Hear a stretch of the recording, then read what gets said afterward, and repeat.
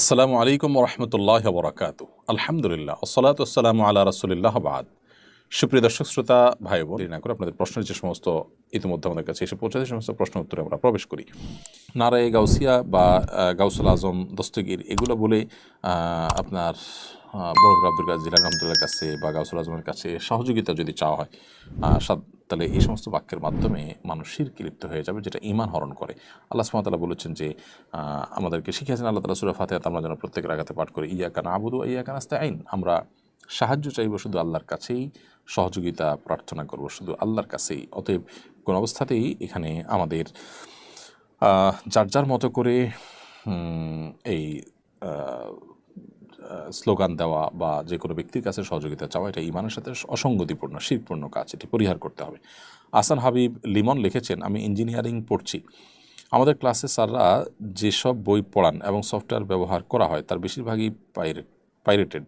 এমন অবস্থা আমাদের করণীয় কী? দেখুন, যে সমস্ত সফটওয়্যারগুলো পাইরেটেড বা নকল, সে সমস্ত সফটওয়্যারগুলোর অনেকগুলো পর আমরা খোঁজখবর নিয়েছি। বাংলাদেশে গরিব দেশ, থার্ড ওয়ার্ল্ড কান্ট্রির দেশ, অনেক কোম্পানি আছে তাদের এখানে সেল করার কোনো অপশনই নেই এবং এখানে পাইরেসি হয় এটা তারা জানেন, বাট সেটা তাদের আসলে তো কোনো মাথা ব্যথা নেই। তার মানে এখানে মৌন অনুমোদন তাদের থাকবে এই জাতীয় ক্ষেত্রে। যদি এরকম থাকে তাহলে সেটার সফটওয়্যার ব্যবহার করা আসলে নাজায়েজ হবে না। আর যদি কোম্পানি থেকে নিষেধাজ্ঞা থাকে, সরাসরি বিক্রির অপশন থাকে, তাহলে সেক্ষেত্রে এই পাইরেসি করা বা পাইরেটেড সফটওয়্যার ব্যবহার করা জায়েজ হবে না।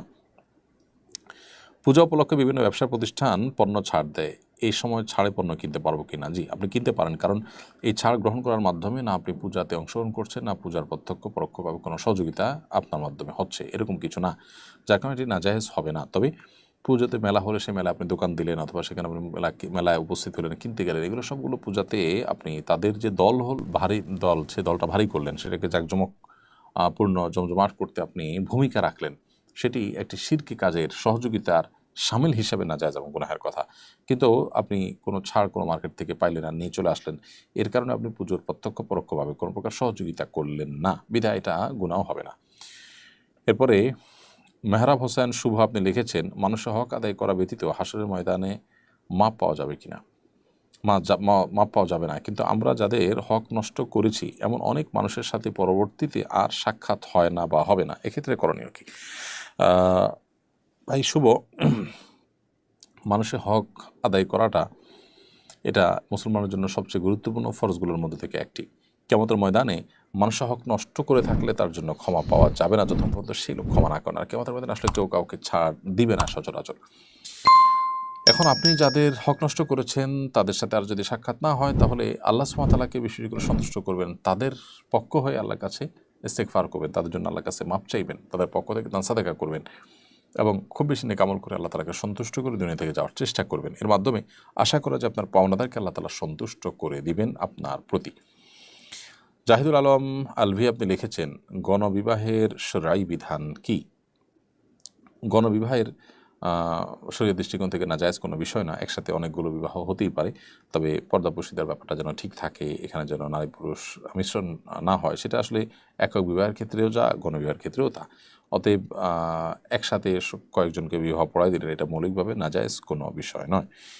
ইফাতুল গাজী লিখেছেন, মৃত ব্যক্তিকে গোসল দিয়ে হাদিয়া নেওয়ার বিধান কি? মৃত ব্যক্তিকে গোসল দেওয়া, কাফন দেওয়া এবং দাফন করানো, এগুলো সবগুলো কিন্তু ফরজ কাজ, ফরজে কিফায়া এলাকাবাসীর উপর। অতএব কোনো ব্যক্তি এখান থেকে পারিশ্রমিক নেওয়া তার জন্য জায়েজ নাই। হ্যাঁ, এলাকাবাসীর তরফ থেকে এই কাজটি আঞ্জাম দেওয়ার জন্য কাউকে নিয়োগ দেওয়া হলো, চাকরি দেওয়া হলো, তিনি সবার তরফ থেকে এটা করছেন এবং এটা তার নিয়োগপ্রাপ্ত, এটার জন্য তিনি, তো সবার তরফ থেকে যখন তিনি এটা করছেন সেই জায়গা থেকে এটা তার জন্য জায়েজ হতে পারে। কিন্তু ব্যক্তি বিশেষ কোনো কাজ করলেন, এ জাতীয় কোনো কাজ করলেন যেটা তারও কর্তব্যের মধ্যেই পড়ে, করে তিনি পারিশ্রমিক গ্রহণ করেন, এটাকে পেশা হিসাবে গ্রহণ করেন, এটা জায়েজ নয়। কারণ এটাকে ইবাদত, যেটা ইবাদত হয় সেটা ইবাদতের পারিশ্রমিক নেওয়া জায়েজ নাই। কিন্তু যখন সবার তরফ থেকে ইবাদত আদায় করার জন্য কাউকে দায়িত্ব দেওয়া হয় তখন সেটা ভিন্ন ইস্যু হয়।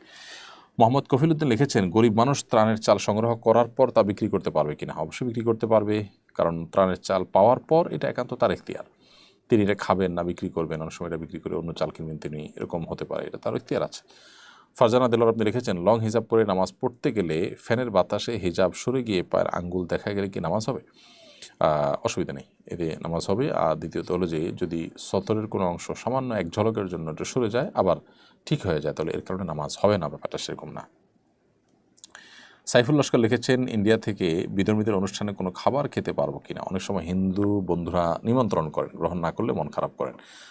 হিন্দুদের কোনো অনুষ্ঠানে যদি আপনি খাবার গ্রহণ করেন তো সেক্ষেত্রে মৌলিকভাবে সেটি হারাম কিংবা নাজায়েজ হবে না, যদি সেখানে হালাল খাবার পরিবেশন করা হয় এবং সেখানে যে টেবিলে খাচ্ছেন সেখানে কোনো মাদক না থাকে, আপনি সেখানে বসে খেতে পারেন, আপনার হালাল খানা খেতে পারেন আপনি।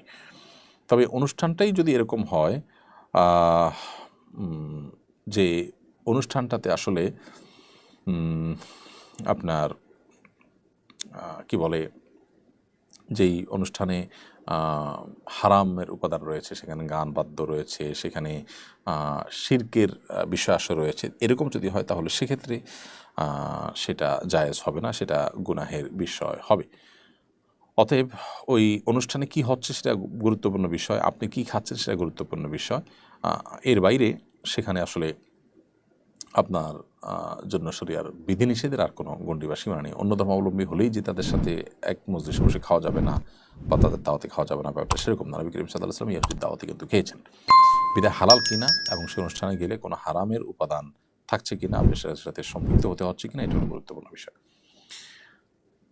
জেসমিনা খাতুন আপনি লিখেছেন, আমার বয়স 27 বছর, আমি ডিভোর্সি, আমি দিনদার স্বামী পেতে চাই, আল্লাহর কাছে চাইও, কিন্তু যত সম্বন্ধ আসে সব বেনামাজি।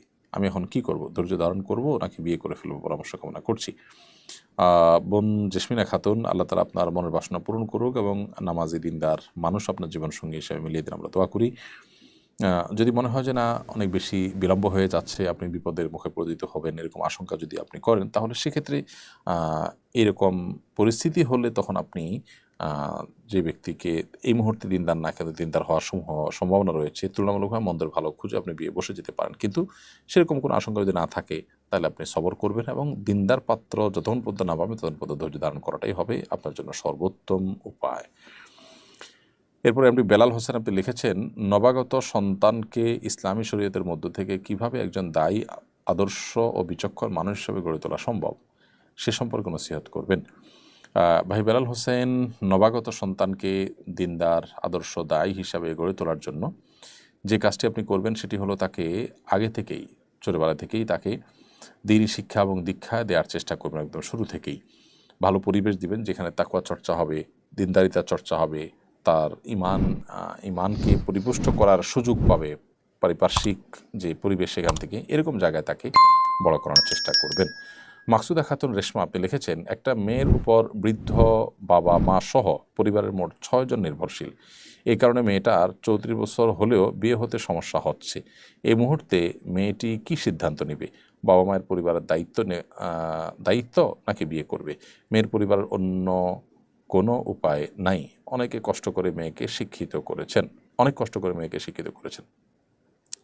বোন মাকসুদা, যে মেয়ের উপরে বাবা মা সহ পরিবারের অনেকেই নির্ভরশীল, এই নির্ভরশীলতার কারণে মেয়েকে বিয়ে দিবেন না, এটা মোটেই জায়েজ নয়। প্রয়োজনে তারা অন্য কোনো উপায় অবলম্বন করবেন এবং আল্লাহ তাআলা রিজিকদাতা, আল্লাহর উপরে আস্থা রাখবেন, ভরসা রাখবেন, নিজেদের জায়গা থেকে চেষ্টা করবেন। কিন্তু এই উসিলায় বা এইটাকে অজুহাত করে একটা মেয়ের বয়স পার হয়ে যাবে তাকে বিবাহ দিবেন, এটা উচিত নয় মোটেই।